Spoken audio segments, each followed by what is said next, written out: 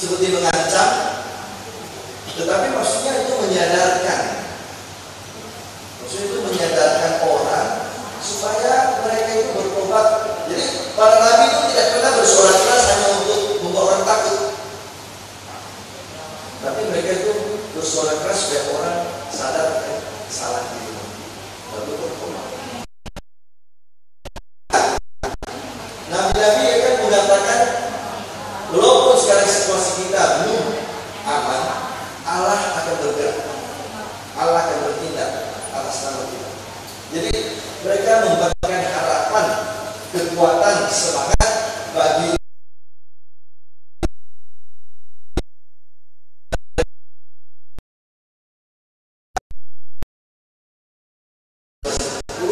bisa bangkit, bisa bangun kembali untuk menata ulang hidup mereka. Karena itu diajak, baik zaman dulu maupun kita lakukan, diajak untuk berpikir di situasi kesulitan ini di mana Allah bergerak.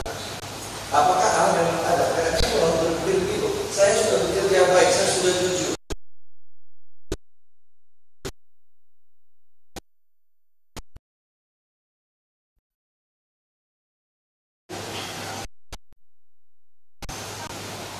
Kalau Allah adil, kenapa saya terburuk? Walaupun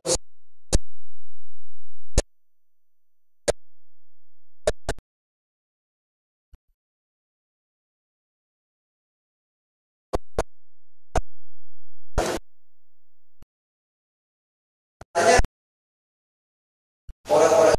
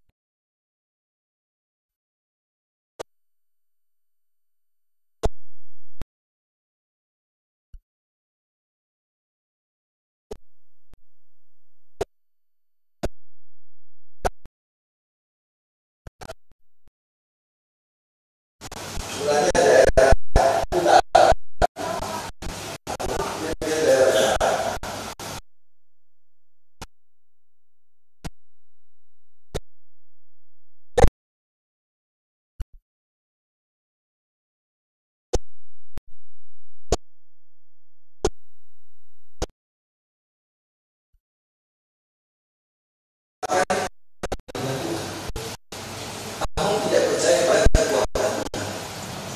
dia meletakkan keamanan negaranya itu di tangan orang asing, Raja Asyur. Walaupun nanti justru Raja Asyur ini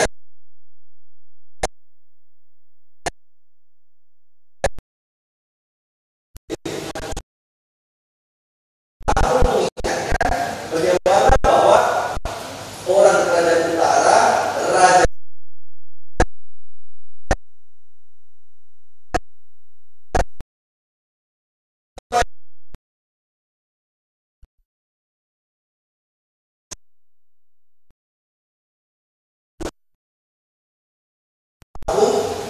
justru menggambarkan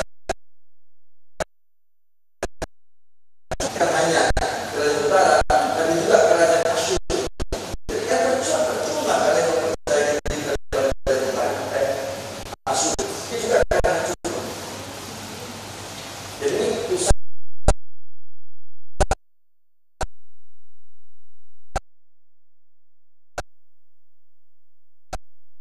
raja asing tidak mempercayai diri kepada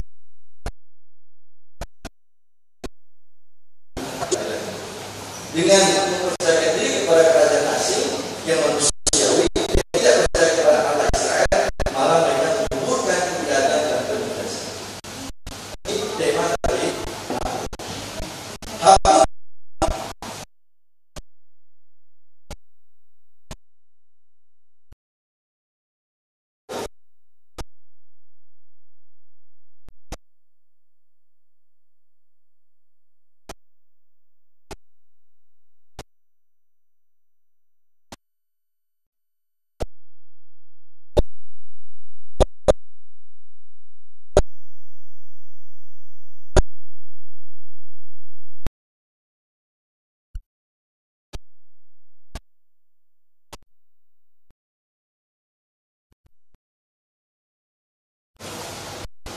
Edom adalah keturunan dari Esau.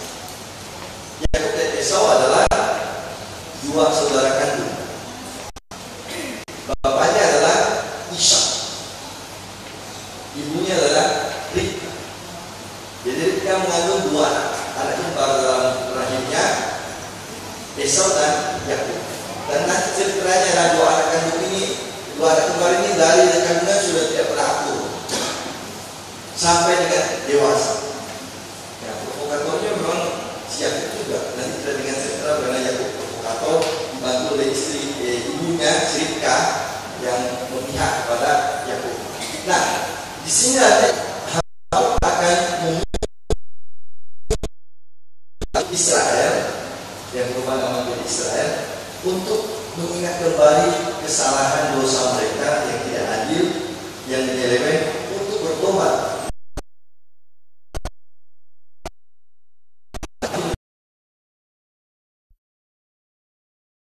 Kita mampu memperbaiki ketidakadilan kita menjadi hidup yang lebih bersih, hidup yang lebih jujur, hidup yang lebih baik.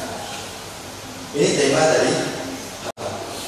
Ini singkat masuk dalam contoh-contoh perikop bagaimana menggambarkan Nahum dan Habakuk. Baik, ini sekedar pendahuluan saja. Mari kita masuk.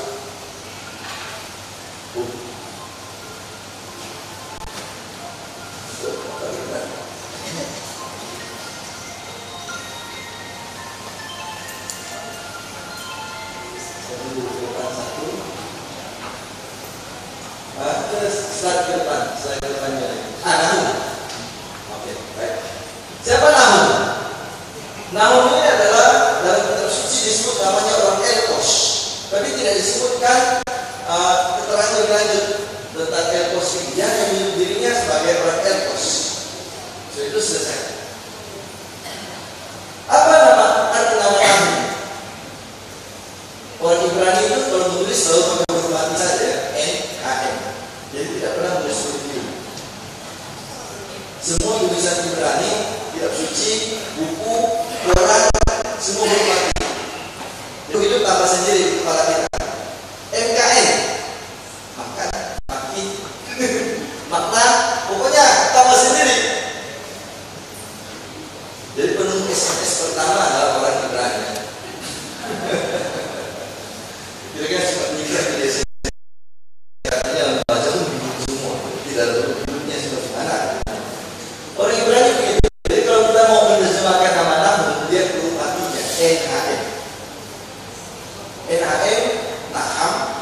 berarti penghibur. Si penghibur, sudah jelas. Ya, kata penghibur bisa berarti lain lagi. Pelipur, si pelipur. Nah, kalau dikatakan yang situasi orang Israel dan fungsi dari Nabi Nahum, kita bisa mengerti Nahum adalah pemanggilan dari Allah untuk menghibur dan melipur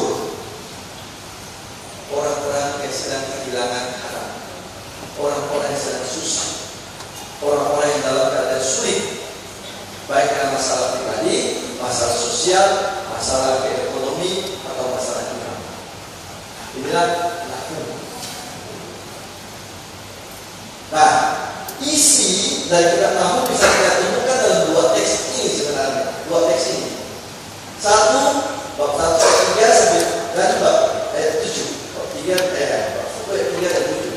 Nah, coba kita baca yang ayat 3 ini sebelah sini dulu. Ayat 7 sebelah sana. Silakan baca yang ayat 3 ini di atas. Berhenti di ayat ini.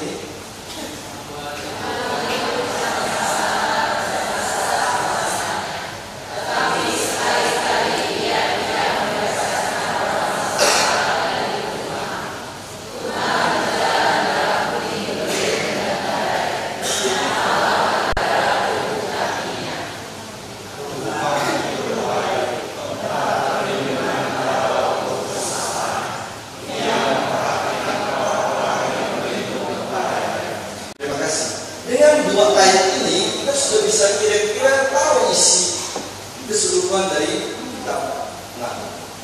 Yang pertama bicara tentang ini. Tuhan itu panjang sabar.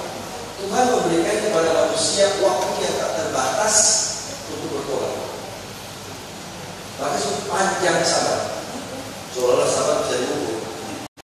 Jadi maksudnya waktu Tuhan itu waktu yang tak terbatas. Tuhan, jadi, tapi walaupun dia panjang sabar, dia tetap adil. Kenapa? Ia tidak membebaskan orang bersalah dari ini. Oh, berbesar ya, terima kasih. Ia tidak bersama ada sabar. Oke. Jadi ia tidak membebaskan orang bersalah dari hukuman. Artinya walaupun ia tetap memberikan waktu kepada kita orang yang tidak mau bertobat, orang yang mendatangkan celaka bagi dirinya sendiri dengan bersikap tidak adil, jahat, mereka pasti akan. Ini keyakinan dari kita. Jadi di satu pihak Tuhan itu memberikan waktu yang begitu banyak kepada kita untuk memperbaiki diri. Tapi kalau orang tidak mau, dia harus membantu Tuhan. Bukan Tuhan yang tidak mau membantu dia yang menolak Tuhan. Itu maksudnya. Dia menolak Tuhan. Dan Tuhan itu kuat. Dalam puting beliung pun Tuhan bisa berjalan. Dalam badai pun Tuhan bisa lewat. Nah, kita ingat dengan Yesus yang berjalan meletakkan topan di danau Galilea. Jadi sebenarnya gambaran perjanjian baru itu sangat dekat. Tinggal kita menghubungkan saja suatu teks, suatu ide, suatu cerita. Dulu tidak ada gambaran itu dalam perjanjian lama. Awan itu kecil, bukan ini. Kenapa? Karena Tuhan kan digambarkan selalu di atas tempat tinggi. Di awal tempat tinggi pun itu masih berhubung kakinya. Jadi Tuhan lebih tinggi lagi dari langit. Lalu tetap digambarkan kebaikan Tuhan. Dia adalah tempat perlindungan pada waktu kesusahan. Jadi dia adalah sumber kekuatan manusia. Dia adalah sumber keadilan bagi orang-orang yang melakukan tidak adil. Sebab dia memperhatikan orang-orang yang berlindung. Jadi mereka yang punya pengharapan, kembali kepada dimensi pengharapan, Dia akan memberikan kepada kita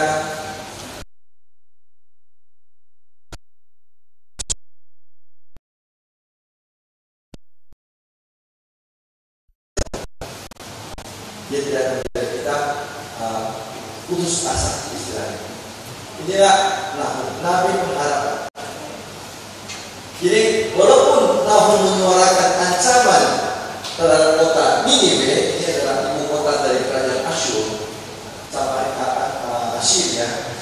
ia juga memperkenalkan Allah yang baik kepada orang-orang Israel. Jadi dia keras kepada musuh-musuh Israel, lemah lembut kepada orang-orang Israel. Jadi dia mematikan pengharapan orang-orang Israel sendiri. Ini memang kejadian juga ya, seperti kapal itu. Oke. Jadi di balik penindakan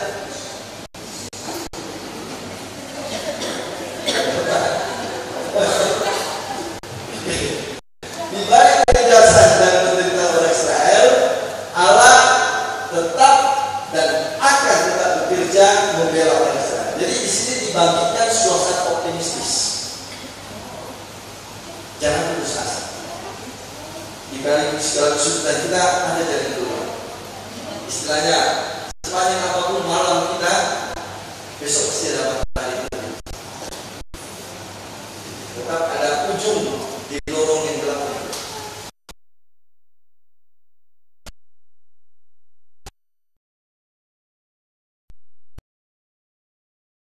Tetapi dia tahu bahwa orang Israel merasa terlalu lemah, tidak yakin diri, tidak pede, karena musuh mereka Assyria itu kuat sekali. Istilahnya kalau kita disuruh melawan, contohnya kalau perang kan, disuruh melawan mungkin Amerika Serikat kan, tenaga kita sedikit, jumlah militer kita kurang, persenjataan kita kalau kapal terbangnya bisa terbang syukur-syukur.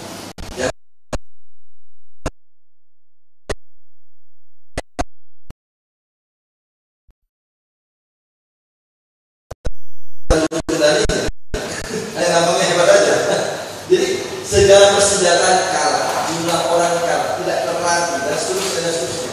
Jadi dia tahu orang Israel merasa diri terlalu lemah melawan musuhnya, maka dia mencari gambaran Allah.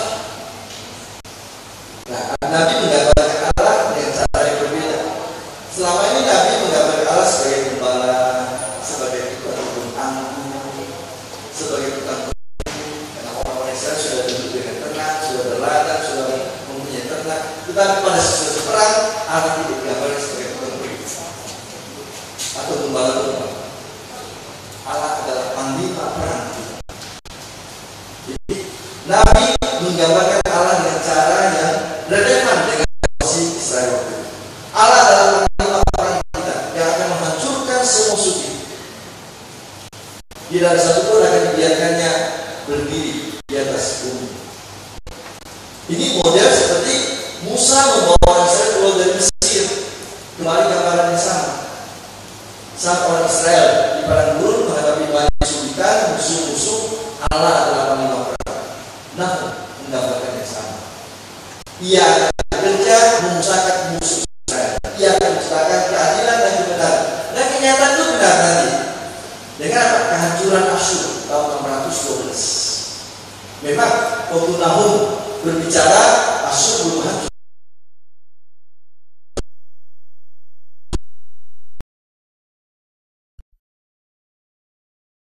Yang datang mengungkapkan Asyur. Jadi apa yang dikatakan Nahum terwujud, terjadi.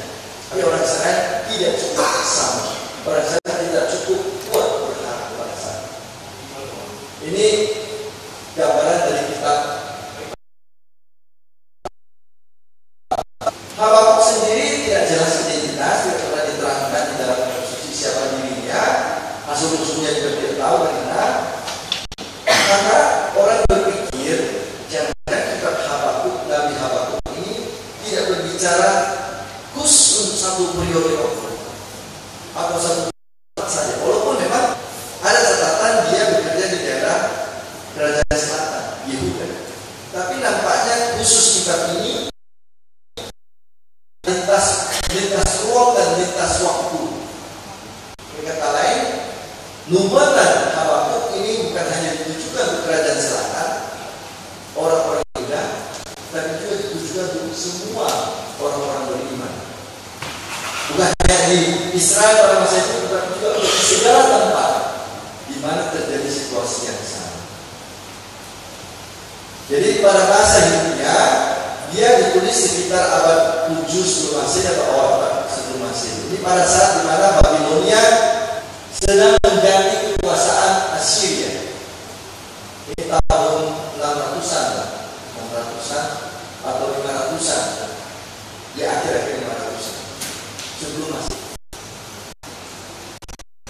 Dia adalah anak zaman. Sekali lagi, Nabi itu selalu anak zaman. Dia menangkap pesan Tuhan melalui situasi yang terjadi pada saat itu, dan dia hidup pada zaman yang sama dengan Yeremia. Ia berseru kepada Tuhan dengan doa yang panjang, dan dalam doa itu ia berdialog dengan Tuhan. Sangat kuat tekanan dalam kitab Habakuk, doa sebagai dialog. Nanti kita ada contoh kedua, bagaimana bab kedua dari kitab Habakuk itu bicara tentang doa yang panjang, doa yang panjang. Dan dalam dialog doa itu Allah akan berbicara menolong orang untuk mencari jawaban bagaimana kita bisa mencapai kebenaran dan keadilan yang sesungguhnya. Tidak ada jawaban yang sampai ready-made instan, tapi terus menerus berbicara, terus menerus berdoa. Jadi renungannya sangat mendalam. Ia bertanya, ia berdiskusi dengan Tuhan, ia berefleksi, dan kemudian ia menawarkan harapan bahwa Allah akan memulihkan dan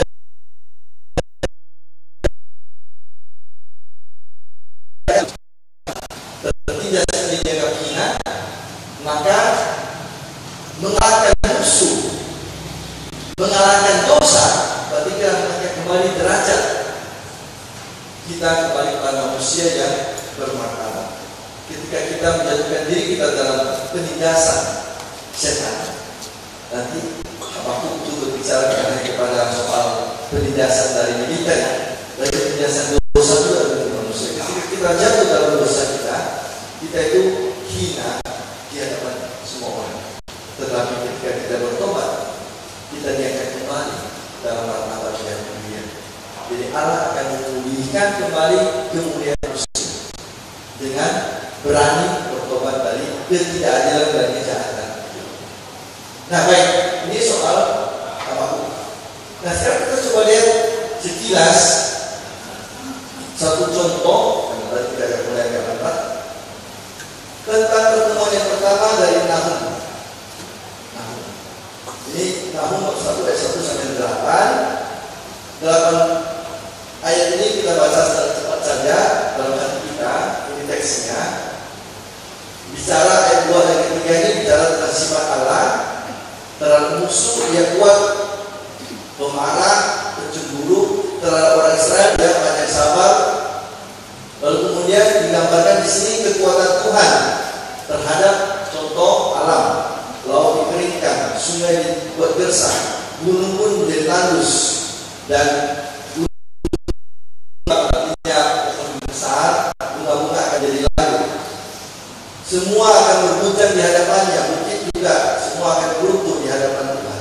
Siapa dapat bertahan? Tuhan itu tetap baik kepada orang-orang yang berlindung kebenaran.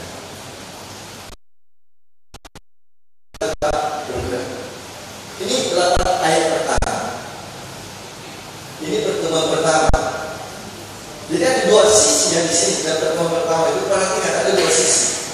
Sisi terhadap musuh dan sisi terhadap orang beriman.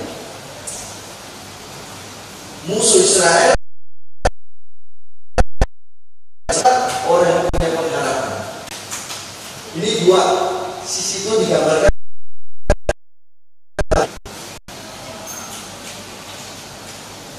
Latar belakang bab ini dan ini adalah kehancuran, ancaman kehancuran kota Niniwe. Niniwe adalah simbol dari penindasan orang asing terhadap suku Israel atau bangsa Israel. Dominasi agama asing terhadap orang-orang Israel yang percaya kepada Tuhan. Dan disinilah orang Israel harus tetap berdoa, mohon bantuan dari Tuhan dalam kesesakan mereka. Maka ada janji ini, Tuhan itu perlindungan pada kesusahan yang perhatikan orang-orang yang berhidup kepadanya. Jadi Tuhan mendengarkan. Namun jelas mengatakan pada orang Israel, Tuhan mendengarkan doa kita. Yang kalian lihat sekarang doa ini akan hancur.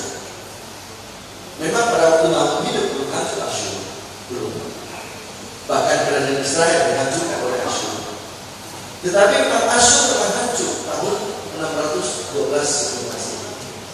Suara Tuhan, suara Nahum yang menyuarakan kekuasaan Tuhan terwujud nyata. Itulah bukti bahwa pengharapan orang Israel seharusnya tetap ada. Dan Tuhan tidak akan memalingkan wajahnya dari orang-orang yang berharap kepadanya, orang-orang yang menderita. Jadi Allah adalah simbol pengharapan bagi kaum Israel. Jadi, Nahum datang untuk mengobarkan pengharapan.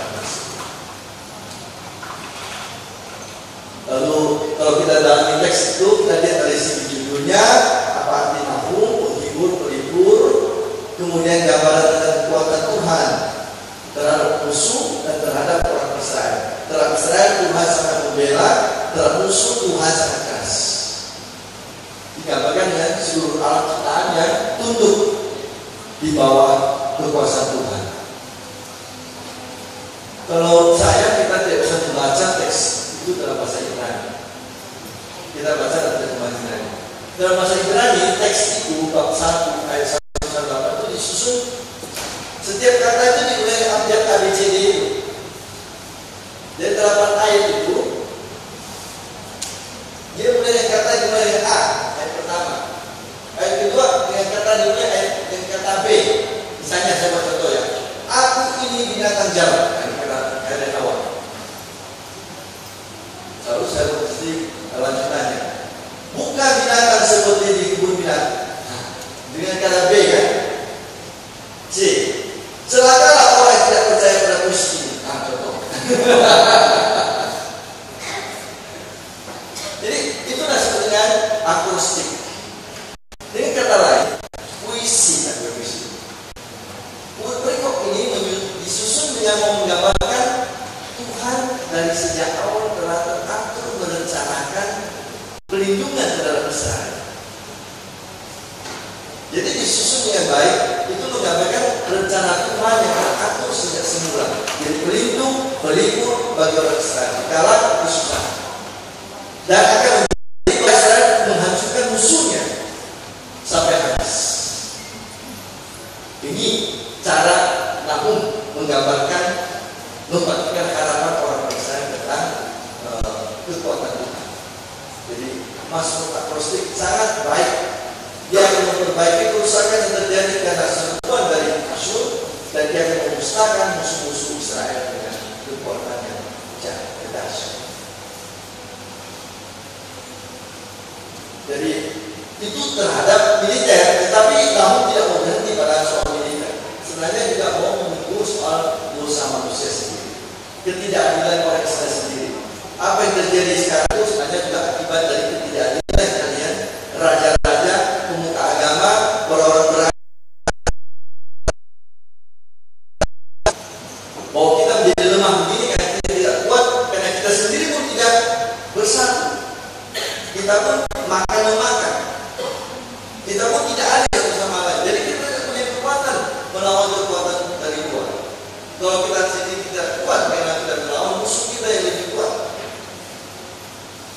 Jadi Nahum sebenarnya tidak berhenti pada soal militer, soal kekuatan militer, tapi dia mau mengajak pada orang-orang Israel, kita sendiri harus bertobat dari ketidakadilan. Kita sendiri yang membuat kita yang tidak kuat.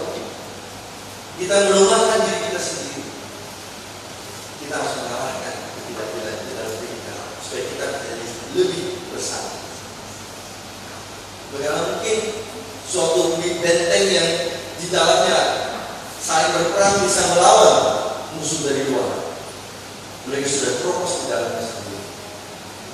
Itu maksud Nahum dalam rekod. Jadi dosa tidak dilanjut ada di kita sendiri.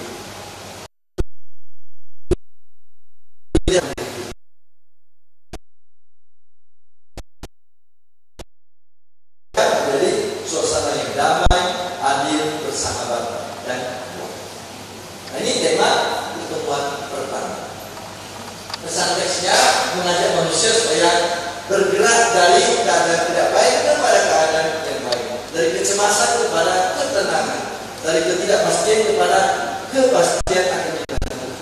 Jadi bangkit dari mental suasana batin kesuruhan menjadi berani mewartakan Tuhan yang bersedia melindungi kita. Hati banyak sama pada orang-orang baik, keras pada orang-orang yang sombong dan berdosa. Inilah pesan dari pertemuan pertama. Oke, lalu saya curi satu kalimat kita untuk yang kedua. Untuk yang kedua, pertemuan kedua. 2 ayat saja, singkat sekali.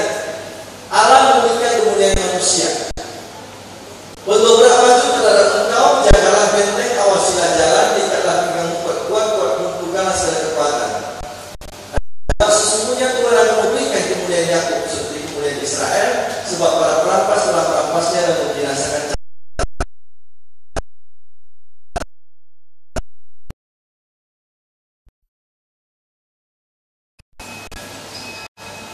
Walaupun ada kesalahan di tempat kita, jangan menyerah terhadap kesalahan atau dosa tersebut. Ikat pinggangmu, kuatlah menghadapi musuh, baik dari luar maupun dari dalam diri sendiri.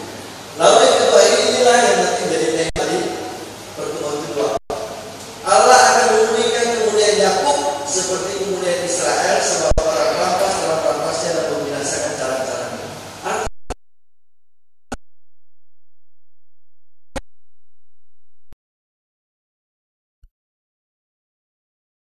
Saudara kandung, ibunya adalah Ribka, bapaknya adalah Ishak. Sejak dari kandungan, Yakub dan Esau sudah berkelahi. Yang akan nanti terjadi lagi waktu mereka sudah dewasa. Dan bukan hanya waktu dalam kandungan mereka berkelahi, waktu lahir pun keluarga berkelahi.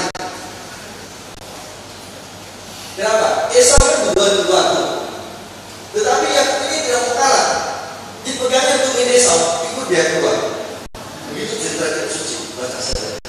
Karena itu diberi nama Yakub dari kata ekap dan tumin. Jadi diberi nama Yakub karena dia memegang tumin abangnya waktu lahir. Jadi dia tidak mau kalah cepat sebenarnya. Mereka mau berbuat gerbang hanya satu, tidak bisa dua. Jadi tetap jadi adik. Tetapi si adik ini licik, bukan jadi lagi licik. Dia mencuri hak sulungan dari Esau. Walaupun Esau juga, ya agak teledor juga. Anak sulung kok gampang sekali menjual anak sulungan dari hanya semangkuk kacang merah. Kan ceritanya Esau itu orang pekerja keras, Yakub agak sedikit bermalas-malasan. Nah si Esau itu suatu hari pulang dari berburu, lihat haus. Yakub sedang masak bubur apa? Kacang merah. Untuk orang lapar atau seenaknya gitu. Judulnya menarik sekali kacang merah itu. Berikan padaku kacang merahmu itu. Boleh kata Yakub. Tapi jual kesulungan padaku. Oke, gak apa-apa katanya. Bodoh juga kamu. Tidak semangkuk kacang merah. Tapi itulah kebodohan Esau kan itu. Tidak menghormati sendiri hak kesulungannya. Jadi dengan menjual dengan satu mangkuk kacang merah, Yakub memperoleh hak anak sulung. Itu baru satu langkah pertama dari Yakub dan Esau. Ini kelicikan Yakub. Yang kedua, waktu Ishak mau meninggal, dia sudah buta, hanya bisa mencium dan mendengar. Lalu Ishak itu kan sebenarnya lebih suka Yakub. Esau. Dia panggil istrinya, Ribka sini. Kepada istrinya bukan Ribka. Dia panggil Esau. Esau.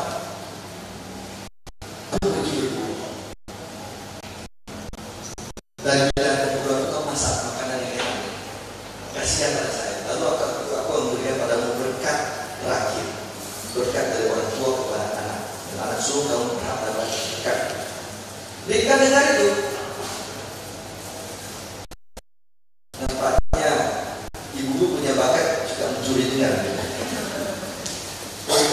Sarah dulu kan, Abraham kan, si Sarah mencuri dengan juga 3 tahun itu, istrimu itu tahun depan akan melahirkan. Maka si Sarah tertawa dari balik tenda, dia curi dengan. Jadi si Ribka itu curi dengan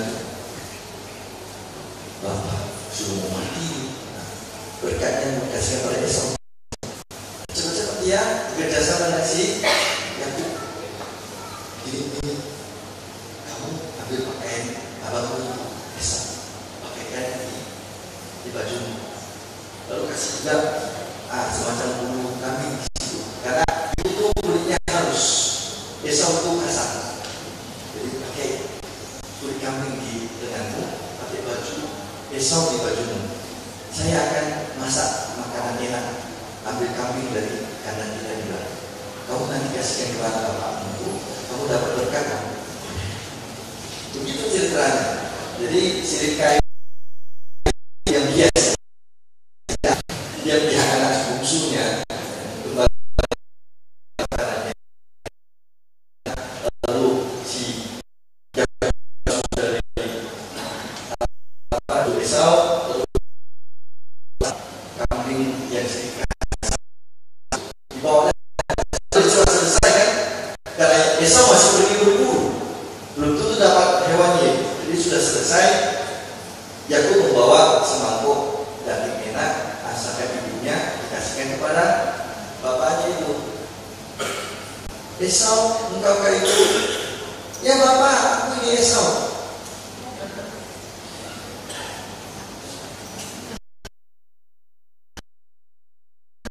Kulitmu juga kulit Esau.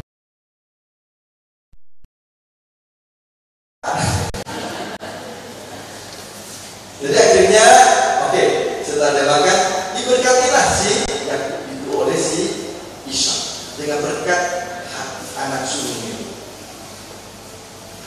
Lalu kemudian berikutnya datang tentu Esau yang terlambat itu. Dia bawalah segalanya yang dia siapkan. Pak, ini daging yang kamu minta. Kok kamu bawa 2 kali? Dagingnya sudah. Lalu tahulah Esau bahwa pasti yang kerja itu adalah si Yakub, adiknya yang curang. Mati aku. Itu masih kerja siap. Tolong besar keberkatan. Tidak. Karena sekali kata-kata keluar dalam kitab suci itu tak. Itu dalam kitab suci. Jadi tidak boleh sembarangan mengata-katai sesuatu, karena itu hidup, tak bisa ditarik pulang. Lalu berkat hak kesulungan tetap kepada Yakub. Lalu Esau mendapatkan berkat yang kecil saja, dan berkatnya pun kurang bermutu lah. Engkau akan menjadi budak dari adikmu, engkau akan bekerja keras. Bacalah kejadian itu. Bagaimana tidak menyedihkanlah berkat untuk Esau. Tentu saja setelah itu Yakub menjadi takut pada Esau, melarikan diri. Nah, itulah cerita tentang Yakub. Ketika dia masih dalam kelicikan, dalam tipu daya, namanya Yakub. Tetapi ketika bertemu dengan Allah, dia berubah namanya menjadi Israel. Ada cerita ketika dia sedang melarikan diri, dia bertemu dengan Tuhan di malam hari di tepi sungai Yabok, berkelahi dengan Tuhan sepanjang malam. Dan kemudian dia menggenggam Tuhan berkuat. Ketika Tuhan minta supaya ia dilepaskan, Yakub mengatakan, aku akan melepaskan engkau asalkan engkau memberi aku berkat.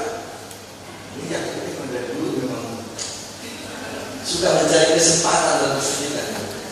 Lalu Tuhan katanya juga karena putus asa melepaskan kita dari cengkeraman Yakub, dia memukul pangkal paha Yakub.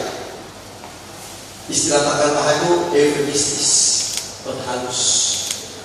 Bukan pangkal paha di sini, pangkal paha yang di tengah itu.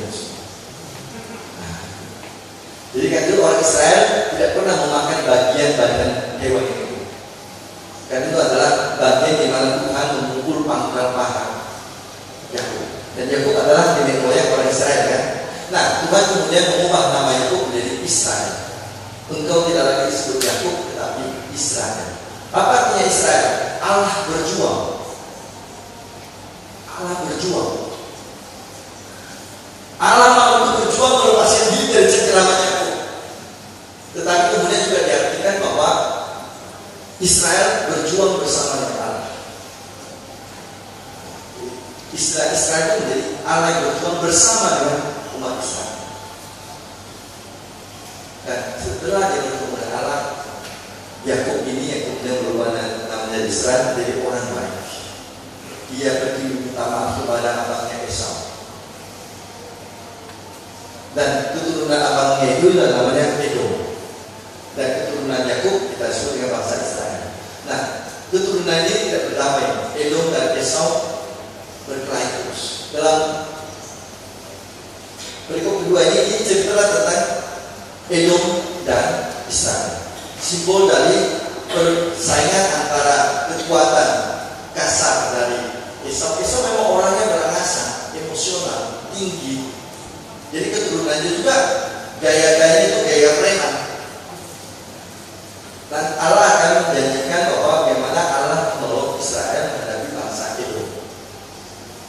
Bangsa yang kuat itu, bangsa yang keras itu, tapi Allah akan memberikan. Nah, di balik itu diharapkan nanti orang-orang Israel jangan hidup seperti Yakub, tapi hiduplah seperti Israel.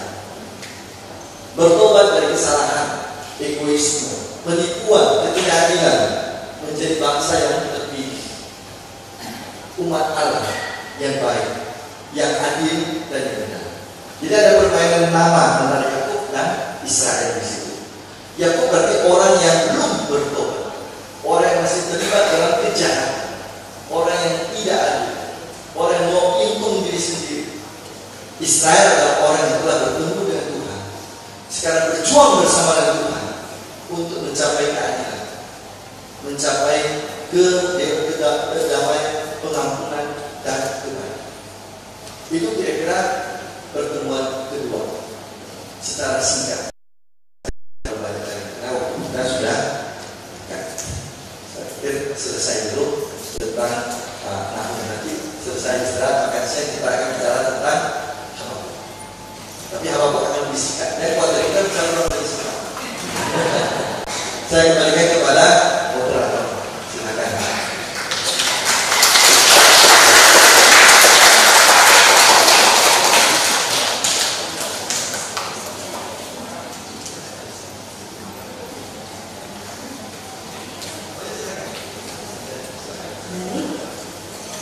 Saya mau tanya cerita waktu makan jam berapa?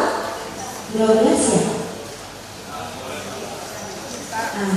Jadi kita ada yang ingin bertanya.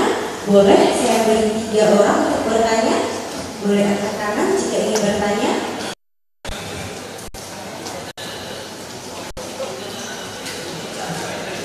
Oh ada. Oke. Saya kira ada lapar jadi belum benar.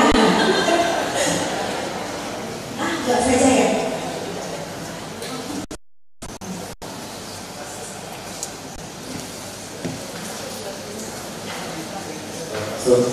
Terima kasih.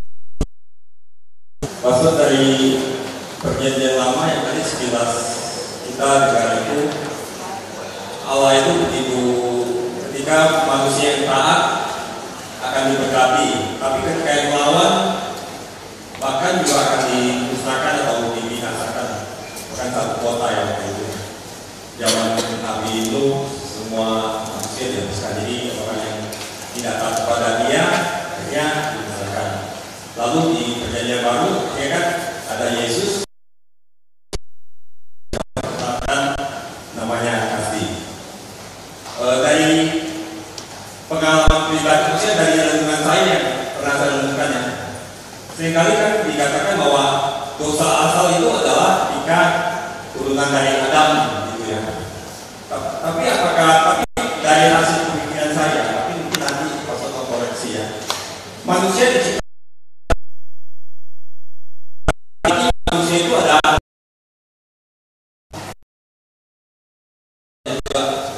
saya sendiri ya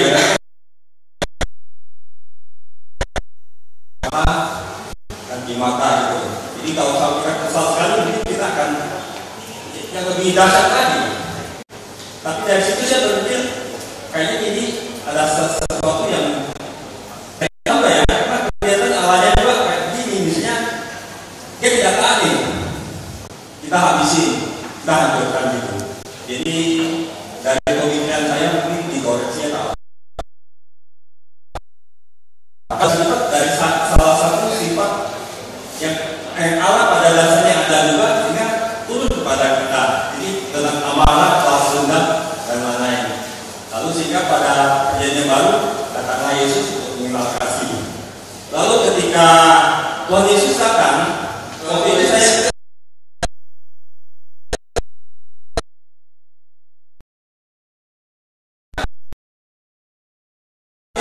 bisa juga diturunkan dari ini ya, sifat Allah kita yang awal-awal itu di perjanjian lama itu ya. Terima kasih Pak. Jadi saya jawab langsung saja ya. Dari awal dalam kitab suci dikatakan segala diciptakan baik adanya. Hari pertama langit dan bumi baik, alam itu baik. Kemudian matahari dan bulan, malam dan hari, alam itu baik. Hewan-hewan, alam itu baik. Kemudian tumbuh-tumbuhan, alam melihat baik. Sampai hari ke-6 alam melihat amat sangat baik. Hari ke-6 itu Kejadian bab 1 ayat 1 dan seterusnya. Baca 5 kali dikatakan alam itu baik, baik, baik, baik, baik. Ketika penciptaan manusia, alam itu amat sangat baik. Itulah keadaan harmonis, di mana tidak ada hal yang mengganggu relasi manusia dengan dirinya, manusia dengan sesama, manusia dengan alam, manusia dengan Tuhan. Semua amat sangat baik. Allah menyiapkannya sempurna. Datanglah dosa pertama, buah terlarang. Walaupun dijelaskan buah terlarang sudah diartikan lain, tapi dulu buah terlarang berarti manusia sombong, mau menjadi seperti Allah, maka mereka mengambil buah pengetahuan baik dan buruk. Itulah sebenarnya pengetahuan eksklusif Tuhan yang mengetahui segala-galanya, dan manusia mau menjadi seperti Tuhan. Kesombongan. Nah, dengan dosa kesombongan inilah masuk semua pengaruh buruk lainnya. Balas dendam, iri hati, kecemburuan, kemabukan, bercederaan. Rasul Paulus mendalilkan itu ya dalam Galatia bab 5 ayat 18-19. Ya, kemudian ditanggapi dengan buah roh, kasih, damai sejati, sukacita, kebaikan, kemurahan hati, sampai dengan pengendalian diri. Jadi bukan dari Allah diciptakan, tetapi ketika manusia memasukkan dirinya di dalam godaan setan untuk menjadi seperti Allah, maka masuklah segala pengaruh buruk. Jadi kitab suci bisa membantu kita menjauh masalah ini.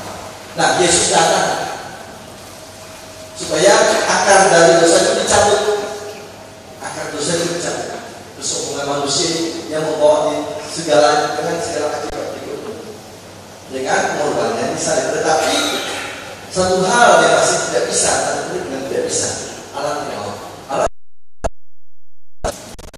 Allah tidak memaksa manusia berbuat seperti yang dikehendaki. Allah bisa, Maha Kuasa kok. Tapi kalau Allah memaksa manusia, maka manusia bukan manusia lagi. Hari ini kecepatannya 3 kali lipat dan kita 3 kali lipat. Besok slow motion. Hari ini manusia tidur melulu. Besok kerja 24 jam. Kita menjadi manusia karena kita punya kehendak bebas. Kita punya alat pikir yang bisa membantu kita untuk membuat banyak hal. Itulah kemanusiaan. Tapi itu juga resiko kita bisa merancang hal yang buruk. Dan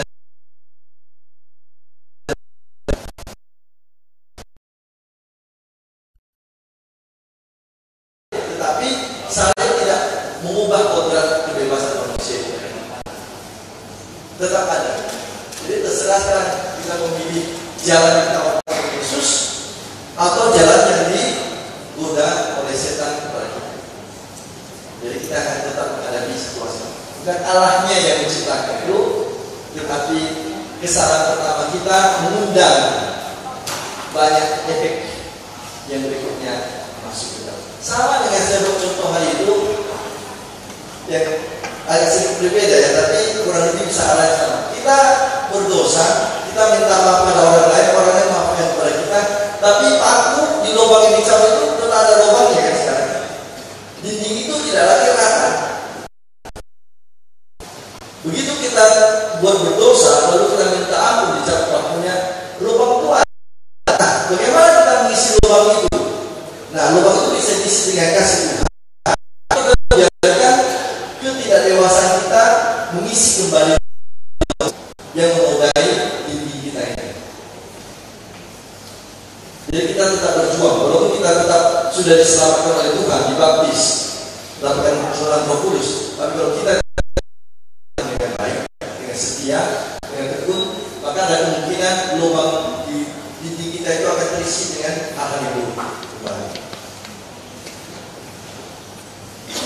terima kasih Pastor Tony untuk jawabannya. Apakah sudah cukup jelas untuk jawaban dari Pastor Tony? Yang lain dulu. Ya, ada pertanyaan dari yang lain.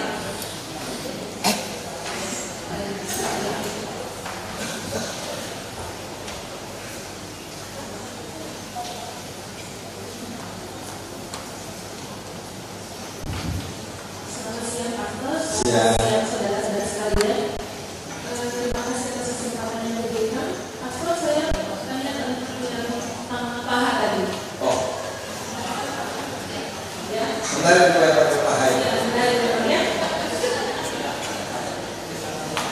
Jadi tadi kan Pastor cerita Yakub menarik Allah sehingga Allah kesulitan melepaskan diri dan memukul pangkal pahanya supaya Yakub melepaskan genggamannya.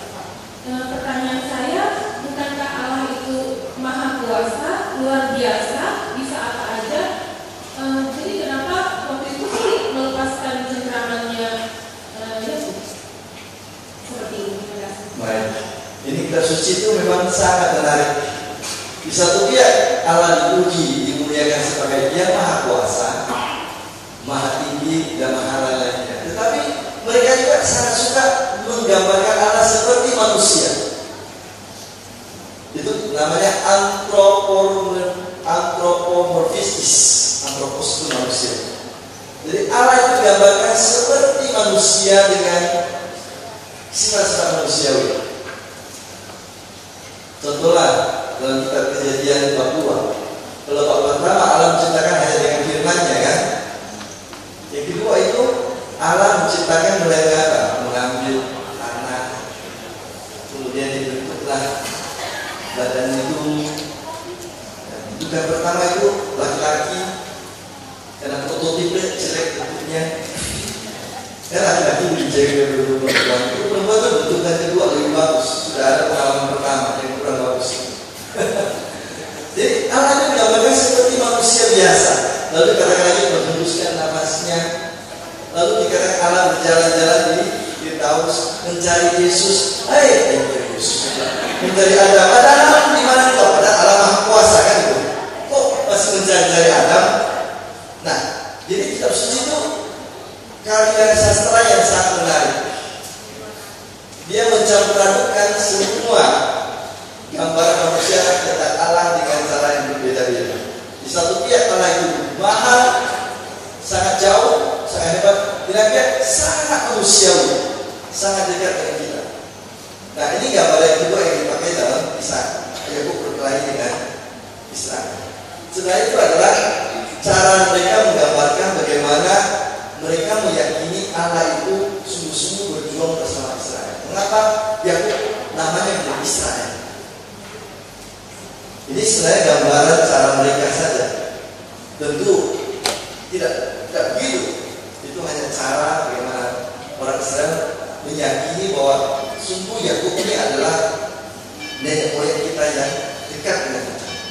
Walaupun dia di awal punya mental lagi gila ya, masalah sifat di awal, tetapi ternyata setelah dia bertobat bertemu dengan Tuhan, dia bisa berubah ini seorang bapak bangsa yang besar, bisa berubah dari ini. Saya sudah minta untuk anjurus tempatnya ini, kantor pemilu. Jadi dia khawatir ini cara manusia mendirikan gambaran tentang Allah, bukan Allah seperti itu sebenarnya, tetapi Allah sedang menggambarkan Allah itu sungguh-sungguh dekat dengan kita, berjuang bersama kita, bisa mengubah. Kita teruskan dengan anjurus dulu ya. Ada yang memimpin atau saya memimpin? Kalian yang memimpin boleh.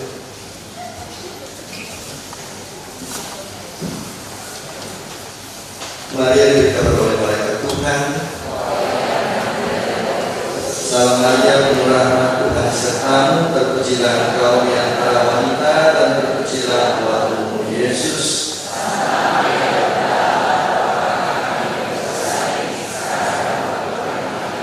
Aku ini hamba Tuhan.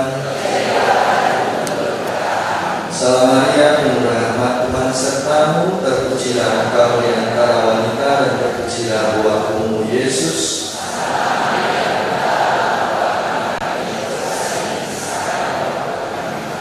Sabda sudah menjadi daging. Salam Maria, penuh rahmat, Tuhan sertamu, terpujilah engkau di antara wanita dan terpujilah buahmu Yesus.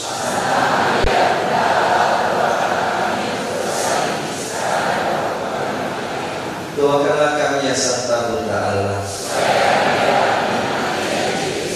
Marilah berdoa. Ya Tuhan, karena para malaikat kami mengetahui bahwa Yesus Kristus Putra menjadi manusia, kami mohon curahkan rahmat-Mu dalam hati kami, supaya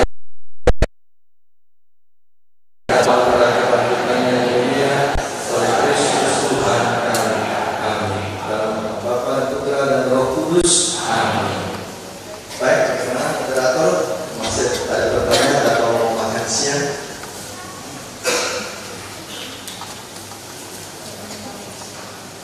Kita boleh satu pertanyaan. Satu lagi. Waktunya 5 menit. Masih ada yang bertanya? Pas paparnya. Oh, sepertinya yang bicara bisa. Ya. Tantangannya banyak ini. Makanya yang kita lihat sekarang ada kemajuan. Kemajuan ke depan. Sebelum makan siang, kami mohon disediakan pasar masa untuk hidangan.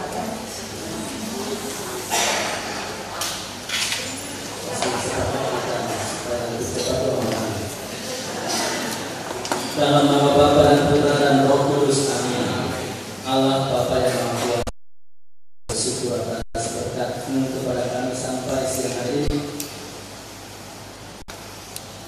Sebagian kami sudah mengikuti seminar yang disampaikan Pastor Paulus Tony, dan setelah makan nanti kami akan melanjutkan kembali.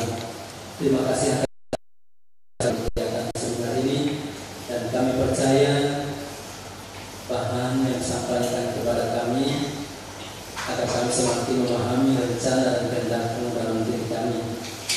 Sebentar lagi kami akan santap bersama, berkati kami, berkati juga makanan dan minuman yang telah tersedia ini. Semoga membawa kesegaran bagi kami.